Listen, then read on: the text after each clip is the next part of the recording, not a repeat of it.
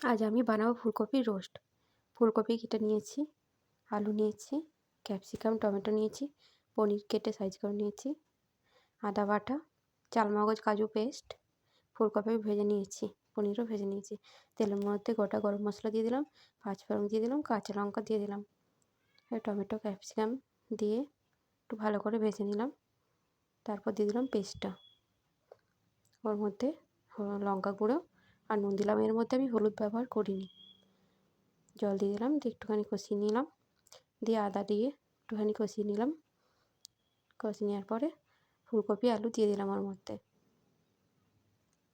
দিয়ে একটুখানি ভালো হালকা হাতে কষিয়ে পরিমাণ মতো জল দিয়ে দিলাম ওর মধ্যে। জল দিয়ে ভালো করে নেড়ে চেড়ে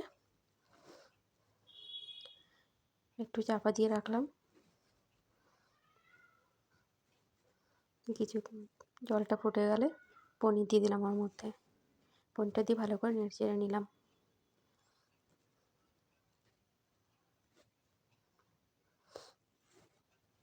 তারপর সবার শেষে ধনেপাতা ছড়িয়ে নামিয়ে দিলাম।